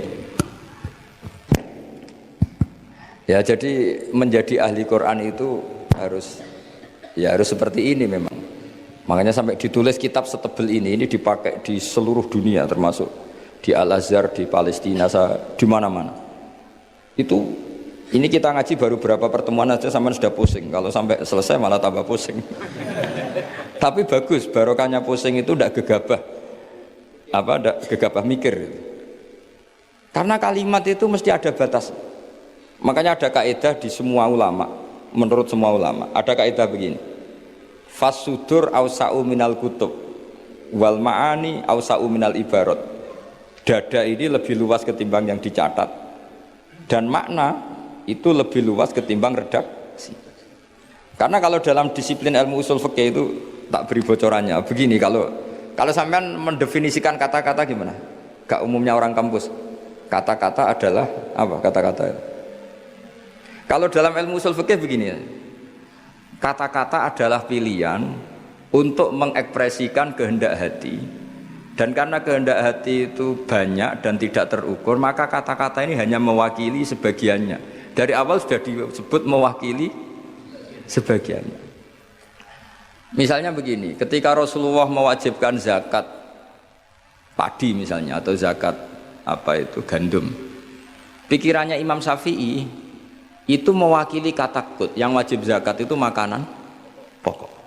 Sehingga Imam Syafi'i hanya mewajibkan yang dizakati itu hanya padi, gandum, jagung, kacang, pokoknya yang bisa jadi makanan pokok. Kira-kira Imam Syafi'i itu tidak mewajibkan zakatnya kangkung, melon, mangga gitu. Karena tidak makanan pokok.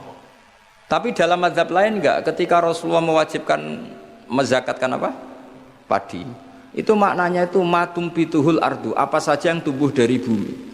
Sehingga kelompok ini termasuk Yusuf Qardomi wajibkan zakat melon, mangga, pokoknya semua buah-buahan, semua tanaman wajib zakat. Karena ketika Anda mengatakan begini misalnya, jong nak ono tamu kai pelem, kalau ada tamu tetangga atau tamu kasih mangga. Sementara di rumah kamu itu ada mangga, ada melon, ada semangka. Maksud kamu itu didik anak supaya derma dengan memberi apa saja. Kebetulan yang kamu ingat melafadzkan mangga.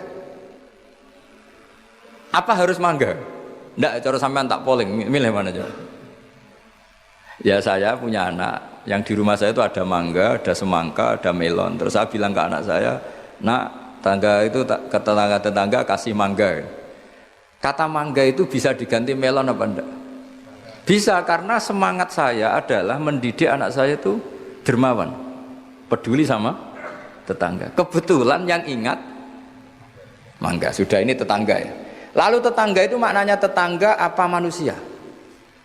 Sehingga pas itu ada tamu tapi tidak tetangga, gak usah kei kan gak tonggo. Nah, makanya ini kan jadi PR. Berarti kalimat tadi, Jong nak ono tonggo utawa Jong kalau ada tetangga kasih mangga. Sebetulnya kalimat itu bisa digenti, Jong yang penting lomo. Kata tonggo ora penting, mangga juga gak penting. Maka yang dikatakan kata-kata lafat adalah mawudi'a bi'izaiha al-lafdu. Jadi yang dikatakan lafat adalah gelombang keinginan dari seseorang yang bergejolak di hati, kemudian diungkapkan. Tentu kalimat ini tidak cukup untuk menampung sekian keinginan. Akhirnya yang dilafatkan atau yang diucapkan hanya beberapa. Orang soleh tentu bergelora di hatinya ingin mendidik anaknya itu dermawan, peduli, sopan, tahu ya. Terus kan nggak mungkin kita pidato gitu ke anak kita. Akhirnya yang ngomong, cok nak ono tonggo kei mangga, nak ono tonggo kei duit, nak ono tonggo kei beras. Bareng mboke kelaparan, gak dikei apa-apa. Ini kan gak tetangga. Oh ya sarap lah. Mestinya cara terus ono tamu ya dibaro. Ini kan ndak tetangga, gak masuk definisi tetangga. Maka memahami Quran itu susahnya di situ. Apakah lafadz itu disebut tag, maksudnya kalau dalam bahasa kampus, apakah tag disebut itu untuk catatan hukum, apa untuk tadi mafhum tadi, apa ibaratun an kada, ibaratun ekspresi dari itu. Ya seperti gini, misalnya kamu marah sama istri kamu, dosa kowe nganggo HP ku. Terus istri kamu malah nganggo ATM. Wah, HP ora oleh malah nganggo ATM. Sebetulnya melarang pakai HP itu saking mangkelnya gitu saja. Kalau HP saja dilarang, apalagi pakai Alphard kamu. Tapi istri kamu enggak, saking gobloknya, mbok saking yang kamu larang kan HP, kan saya pakai Alphard. Wah, ya kacau kalau seperti itu. Maka sebuah tag atau lafadz kalau dalam bahasa Arab itu maknanya apa ya? Ya sudah seperti tadi. Saya berkali-kali nyontohkan yang awam ya. Ada seorang dikandani Jong jogeman nabok ibu bojomu. Nabok itu memukul pakai tangan. Suatu saat istrinya lapor lagi, Pak Kiai sekarang nggak pakai tangan tapi nyaduk. Nah ketika santrinya dimarahin, kenapa kamu masih nyaduk istri kamu? Kan Pak Kiai larang hanya nabok, kan pakai tangan, ini pakai kaki. Kan beda. Ya itu kan keliru sekali, karena maknanya jangan nabok itu pengganti dari kata jangan menyakiti. Maka meludahi ya haram, nyaduk ya haram, menerantarkan juga haram. Tapi lisan kan nggak mungkin bisa ngungkap sekaligus apa yang kita ingin. Akhirnya lisan melafatkan sesuatu yang hanya mewakili sekian. Makanya disebut fal ma'ani ausa'u minal ibarat. Makna itu lebih luas ketimbang redaksi. Coba misalnya zaman Jenderal Sudirman angkat senjata untuk ngusir Belanda, terus pasukannya hanya ngangkat tok. Terus mesti Jenderal Sudirman cek goblok ya. Kalau dimarahin kan sudah ngangkat. Terus ada Belanda yang mau nembak kita, usir Belanda. Belandanya tidak kamu tembak. Kenapa? Mintanya kan diusir. Perintahnya kan diusir, bukan ditembak. Kasus gak kira-kira ada pemahaman seperti itu? Tapi lafadz tuh nggak mewakili, kalimatnya angkat senjata, usir penjajah. Padahal maknanya apa coba? Jadi kan nggak terwakili oleh kalimat angkat senjata, usir penjajah. Barang penjajah itu menembak, kamu diam saja. Gimana caranya nangkep terus mengusir? Kan nggak ada perintah menembak, usir. Itu kan kasus seperti itu. Jadi makanya di antara syurutul mufassir yang paling pokok adalah maliyan bil arabiyah. Dia punya kemampuan kesusastraan Arab. Karena nggak bisa seorang mufassir menafsiri Quran tanpa punya kemampuan balaghatul Arab. Yaitu yang disebut Allah Ta'ala wa innahu latanzilu rabbil alamin nazala biruhul amin ala qalbika litakuna minal mudhirin. Terus apa? Bilisanin arabiyyin mubin. Jadi Quran itu pakai lisanul Arab. Sehingga kalau dalam kitab-kitab besar diterangkan, ketika Rasulullah dikatakan begini oleh Allah, liyaghfira laka Allahu ma taqaddama min dzambika wa ma ta'akhkhara, itu bukan berarti Nabi pernah dosa, enggak, karena Nabi itu maksum. Maksum itu terjaga dari dosa. Tapi itu ekspresi mahabbah. Saya ulang lagi, itu ekspresi mahabbah. Misalnya saya senang sama seseorang, mesti kalau ketemu saya, sudah kamu tidak usah khawatir sama saya, kesalahan-kesalahan kamu sudah saya maafkan. Sebetulnya itu hanya ekspresi mahabbah. Saking mahabbahnya sampai andekan salah itu dimaafkan. Bukan berarti menvonis kalau yang diomongin itu salah. Jadi itu ranah-ranah yang memang kita harus hati-hati. Sama seperti begini, ini kata Qodiyat. Qodiyat itu pengarang kitab Asy-Syifa. Doa itu ekspresi mahabbah. Doa itu bukan kalimat hukum. Kalau kalimat hukum itu kan iya sama tidak. Tapi doa itu enggak. Doa itu ekspresi mahabbah. Misalnya kita ketemu Zaid, kita bilang Assalamualaikum warahmatullahi wabarakatuh. Semoga kamu dapat keselamatan. Enggak perlu Zaid tersinggung. Memangnya saya celaka kok sampai doakan selamat. Kalau nuruti mafhum, didoain selamat itu kan berarti sebelumnya tidak selamat, didoain pinter sebelumnya tidak pinter, didoain kaya sebelumnya miskin. Tapi itu kata hukum, itu pemahaman secara hukum. Iya dan tidak. Kalau pemahaman secara peradaban tidak gitu. Orang mendoakan bukti senang, ya sudah seperti itu. Ya semoga kamu sukses. Ketemu direktur ya kita bilang semoga kamu sukses. Terus direkturnya tersinggung. Ya sukses saya atau dibanding kamu, saya sudah direktur. Ya ada seperti itu. Mendoakan seperti itu bukti mahabbah, bukti senang. Nah, Allah karena saking senangnya kepada nabinya, Allah ketika mukhotobah, ketika dialek dengan nabi memulainya dengan afawwahu angka. Allah telah memaafkan kamu. Itu bukan berarti sebelumnya nabi melakukan kesalahan. Ekspresi mahabbah akan mengatakan demikian. Jadi itu masalah-masalah yang tadi saya utarakan, fal ma'ani ausa'u minal ibarat. Apa yang ada di hati, ma'ani itu sesuatu yang kita kehendaki, ma'ani itu dari mufrad maknan, sesuatu yang dikehendaki itu bergejolak jauh lebih dahsyat ketimbang redaksi. Jadi misalnya pagi-pagi le nak tangi turu itu nang wudu, nang sarapan itu. Ya sudah, itu ekspresi bentuk cinta orang tua kita ke kita, bahwa bangun tidur itu ya wudu terus sarapan. Tapi lalu misalnya anak ini melakukan selain sarapan asal menyenangkan orang tua, ya senang. Jangan monoton terus saya harus sarapan, ini perintah orang tua. Tidak seperti itu. Nah sekarang faktanya itu banyak orang memahami Quran secara tekstualistik atau secara harfiah. Itu dalam ulumul Quran itu bahaya sekali, karena itu tidak mewakili. Saya beri sekian contoh bahwa teks itu kadang tidak mewakili. Misalnya gini, matsalul ladzina yunfikuna amwalahum fi sabilillah kamatsali habbatin ambatat sab'a sanabila fi kulli sumbulatin mi'atu habbah. Kan tidak semua padi itu punya sab'a sanabil, punya 7 tangkai ya, dan tidak semuanya satu tangkai berbiji 100. Itu bahasa Arab murni. Ibaratnya seperti itu, ya redaksinya Pak, ibaratnya seperti itu, bahwa sedekah yang diterima Allah ibarat padi yang tumbuh dalam kondisi paling ideal. Dan orang Arab maupun orang Jawa atau orang mana saja biasanya mengekspresikan ideal itu pakai angka. Misalnya, wah itu sugih duwe-dunya sak gunung, itu maknanya kaya sekali. Padahal banyak orang punya gunung tidak kaya, karena gunungnya tandus. Tapi orang itu akan sepakat, itu kaya sekali, punya harta 1 gunung. Cara cah cilik anak bantah-bantah, dunyaku sak gunung, kita muni sak langit. Ya pokoknya ingin menunjukkan bahwa kaya raya yang tidak terhingga. Loh itu banyak di Quran seperti itu. Maka saya beri definisi ya supaya sampean ahli usul fikih.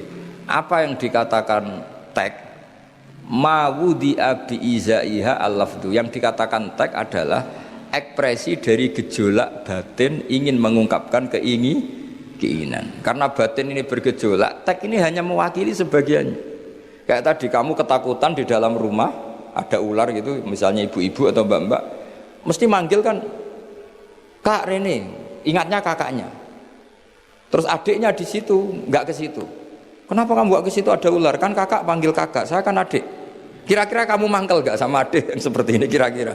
Goblok atau sekolah mesti gitu. Nah sebetulnya kalau ini waras, adiknya waras, cara berpikir kayak gitu. Kakak dalam bahaya minta pertolongan, dan kalimat kak atau mas itu ekspresi dari orang yang dimintai tolongan. Jadi kata mas dihilangkan, diganti orang yang dimintai. Sehingga kalau yang datang bapaknya ya seneng, pamannya ya seneng, adiknya ya seneng. Meskipun kalimatnya bilang mas atau kakak. Jelas gini ya. Itu dibabkan tadi mana kita? Dibabkan di mafhum dan mantuk. Ya, dibabkan di mafhum dan apa? Mantuk. Saya teruskan lagi ya. Di annahu innama khassa bidzikri li ghalabati khudurihi fi dhihni. Jadi ini jelas ya. Mungkin ada banyak yang pintar bahasa Arab, ini saya baca teksnya. Li annahu innama khassa bidzikri li ghalabati khudurihi fi dhihni. Kenapa menyebut si A si B? Karena yang kebetulan diingat. Tapi makna yang diinginkan kan siapa saja yang menolong karena ada ular, meskipun menyebut seseorang. Ya kayak tadi misalnya satu rumah itu ada kakak, adik, paman. Terus ketika ada ular atau ada maling kita bilang, "Kak tolong." Kak tolong itu sebetulnya mewakili siapa saja yang bisa menolong. Kebetulan yang pas diingat saat itu kakak. Tapi andaikan yang datang pamannya ya seneng, adiknya seneng atau siapa saja. Jadi pertanyaannya adalah yang paling pokok dari itu adalah minta tolong, bukan kalimat kakak.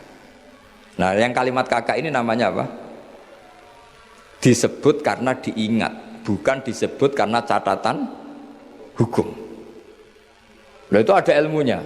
Berapa kalimat yang disebut karena yang diingat atau sebagai catatan hukum. Kalau sebagai catatan hukum ya punya mafhum mukhalafah. Kalau tidak ya tidak. Misalnya begini, ada pernikahan Sri sama Zaid. Kemudian Zaid ini security atau cadalem. Terus ketika tak panggil Zaid datang. Yang datang Umar. Kan sama-sama cadalem, tidak bisa kalau seperti itu harus Zaid karena mewakad nikah. Masa akad nikah diganti-ganti kan tidak bisa. Kan sama-sama cadalem ya tidak bisa. Lama-lama sampean maju kan sama-sama manusia ya tidak bisa kalau konteks seperti itu. Makanya lafadz disebut itu dilihat, disebutnya sebagai catatan hukum apa sebagai tadi yang sedang diingat. Ya jadi jelas ya. Jadi itu ada aturan-aturannya. Li'annahu innama khassa bidzikri li ghalabati khudurihi fi dhihni. Terus kedua ada catatan lagi wa alla yakuna muwafiqan lil waqi'. Ya, di antara catatan hukum lagi sesuatu itu tidak lazim sebagai fakta. Saya ulang lagi, sesuatu itu tidak lazim sebagai fakta. Misalnya begini, kita tahu yang namanya nasi itu makanan pokok, ya kita tahu teh itu minuman. Ketika saya bilang, "Jong saya ambilkan teh," itu apakah maknanya itu teh? Apa maknanya itu minuman? Beda dengan mengatakan satu gelas ini bernama teh. Kebetulan itu teh betul. Itu namanya mengatakan sesuatu sesuai hakikat.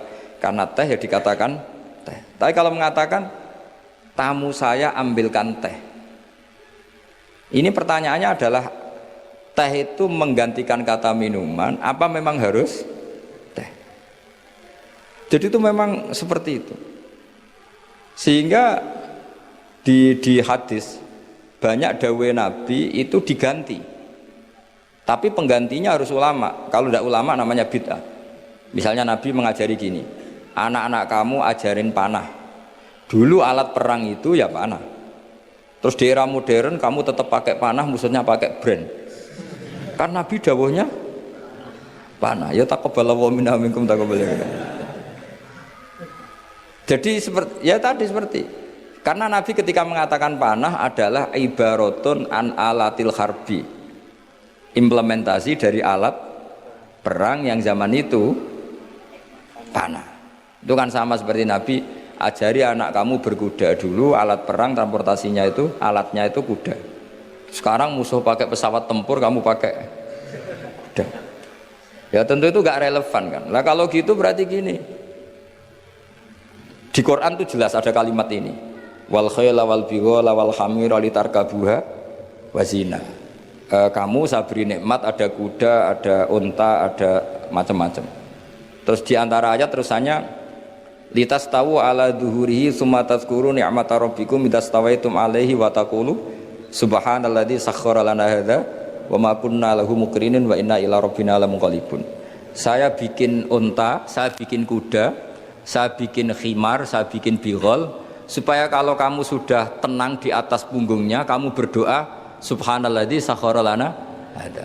Terus kamu karena tekstualistik, kalau naik Innova nggak baca doa itu, naik pesawat ini kan tidak kuda. Kira-kira dibilang saraf nggak kira-kira seperti itu. Terus kamu bilang, oh ayatnya tentang kuda ini Innova kok. Tapi cara memahami kita tidak seperti itu. Kata kuda di situ adalah alatul markab, alat berkendara. Kata unta di situ adalah alat berkendara. Maka semua transportasi atau alat transportasi kita kalau naik ya tetap berdoa subhanalladzi sakhkhara lana hadza. Dan itu seterusnya ya. Jadi ngaji pertemuan ini ingat-ingat ya kaidahnya apa? Fal ma'ani awsa'u minal ibarat wasudur awsa'u minal kutub. Itu semua ulama pasti bilang seperti itu. Kalau sampean belum pernah bilang berarti belum ulama. Makanya ini dimulai sekarang. Untuk saja di ulama harus hafal kaidah apa? Fal ma'ani awsa'u minal ibarat wasudur awsa'u minal kutub. Itu nanti kalau sampean sudah pinter itu pinter betul itu nanti. Bukan pinter-pinteran tapi pinter betul. Karena memang seperti itu. Sehingga misalnya Rasulullah dulu, tofa Rasulullah rokiban, Nabi tawaf secara berkendara. Saat itu tentu naik unta. Sekarang orang-orang sepuh pakai kursi roda. Jangan terus bilang gini, dulu Nabi naiknya unta, maka orang sepuh nggak boleh pakai kursi roda, harus pakai unta. Yo dia tabuki polisi Arab aneh-aneh sampean. Jadi karena dulu Nabi sudah berumur dan beliau tidak suka memaksakan, dan untuk menunjukkan kalau tawaf secara berkendara itu sah, boleh, terus beliau naik unta sambil apa? Tawaf. Akhirnya kesimpulan hukumnya apa? Boleh berkendara saat tawaf. Sudah untanya dibuang. Maksudnya harus pakai untanya dibuang. Lama-lama nanti gini, nggak boleh tawaf sekarang. Dulu Nabi tawaf langsung tanah, ini sudah keramik ini, nggak boleh. Ya repot kalau kamu perdebatkan begitu terus, ya repot. Lah ya karena tadi ketika Nabi naik unta itu semangatnya Nabi adalah mempermudah umatnya, terutama bagi yang tua. Semangat yang ingin dimaklumatkan Nabi itu. Wahai umatku, kalau kamu sudah tua jangan memaksakan jalan, berkendaralah. Atau cari alat yang menjadikan kamu mudah. Nah itu tentu gak tersampaikan semuanya dengan redaksi. Tapi dadanya Nabi bergejolak ingin mengimplementasikan bahwa agama ini yuridu wa bikumul yusra wala yuridu bikumul usra. Wah itu tentu gejolak ini kan gak terwakili oleh lafaz. Seperti kamu bilang ke istri kamu, "Dek, saya cinta kamu karena kamu cantik." Itu bukti seneng saja. Nak bojone cerdas, berarti aku nak selek kira seneng. Wah, ya repot kalau gitu. Padahal kalimat itu maknanya kan gitu. "Dek, saya seneng kamu karena kamu cantik." Mafhumnya apa? Kalau tidak cantik, kalau sudah tidak cantik tidak senang. Tapi tidak seperti itu. Pokoknya kamu itu ingin gombal terus ngomong itu aja. Jadi makanya walhasil itu tadi ingat-ingat ya apa? Fasudur ausa'u minal kutub, bahwa dada kita ini lebih luas ketimbang yang kita tulis. Ya, dada kita lebih luas ketimbang yang kita tulis. Terus wal ma'ani ausa'u minal ibarat. Makna yang kita kehendaki itu jauh lebih luas ketimbang redaksi. Karena tadi kita manggil security misalnya si A, yang datang selain si A juga nggak masalah. Karena kata si A tadi hanya keterbatasan kita sebagai manusia, sehingga harus menyebut satu orang. Padahal siapa saja nggak masalah. Karena butuhnya kita ada yang menolong atau ada yang membantu. Ya saya ulang lagi ya, fal ma'ani ausa'u minal ibarat wasudur ausa'u minal kutub. Assalamualaikum warahmatullahi wabarakatuh.